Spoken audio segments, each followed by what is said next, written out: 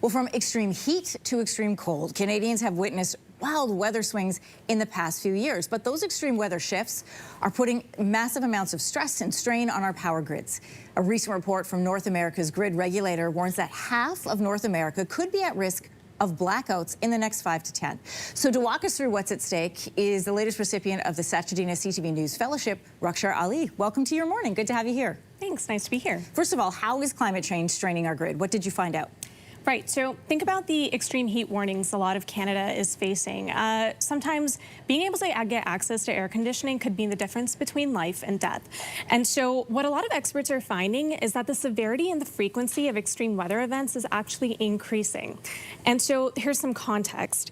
In the decade ending in 2023, 10 of Canada's most significant extreme weather events actually caused about 20 million electricity interruptions.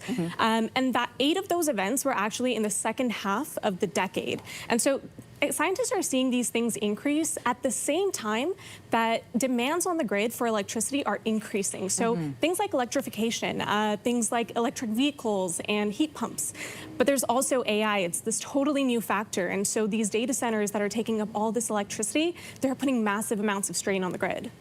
Which provinces did you find were the most vulnerable to these kinds of strains? So a recent study showed that most provinces were actually increasingly vulnerable to these power shortfalls during extreme weather conditions. But Quebec and Nova Scotia are at the most risk. And that's because a lot of that projected demand growth. It's also because these provinces deal with a lot of extreme weather events. And so there's a lot of wear and tear on their grids. And the other point is that, across Canada, the infrastructure is aging. It's getting very old. And so the race to replace that is going to make all the difference. Yeah, you traveled to Nova Scotia to see sort of firsthand what that looks like. What kind of innovations are they making, trying to keep up?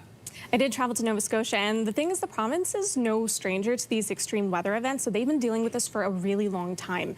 And so I got to go on site with the utility there and see how they're replacing poles, wooden poles with more sturdier materials, things that can actually withstand storms better so that they're not knocked down.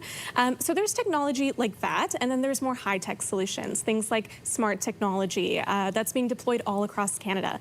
And then while we're on solutions, I also visited the Grid Modernization Center at the University of Toronto in the city, and they're doing some really interesting things. So they're using super-powered computers to essentially test parts of the grid, basically to see how they're going to fare under extreme weather conditions. And so you can they can preempt any issues that might happen in the grid just through simulations. Kind of like when you're checking for a heart attack, you put somebody through a stress test to see where the problems could be. Power grids between Canada and the U.S. Are heavily reliant on each other. We know that. For example, 2023, Canada imported $1.6 billion worth of electricity from south of the border, and we exported $4.3 billion of our electricity.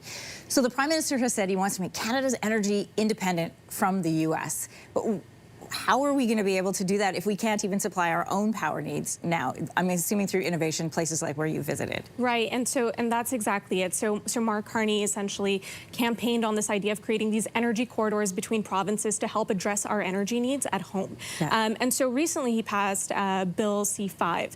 And so that is to push through these nation-building projects like energy corridors. But as you know, it wasn't without controversy. So a lot of Indigenous groups were saying that, this might make sure that they might not get consulted properly in the process.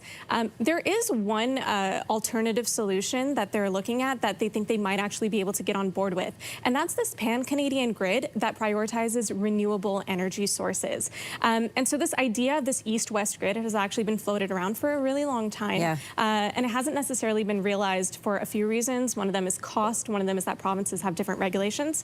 But these groups are saying that this kind of a solution might actually be a much-needed investment to help secure Canada's energy future. It's a fascinating topic. I'm so glad you took the time to delve into it for us. And you've written extensively about it on ctvnews.ca, so you can find out more there. And you will have a story that's coming up tonight on CTV National News. Rakshar Ali, Satchadina CTV News Fellow, thanks so much for being here. Great work. Thanks for having me. If you like that video, make sure to subscribe to the Your Morning YouTube feed, where you can find all kinds of new content posted every weekday morning.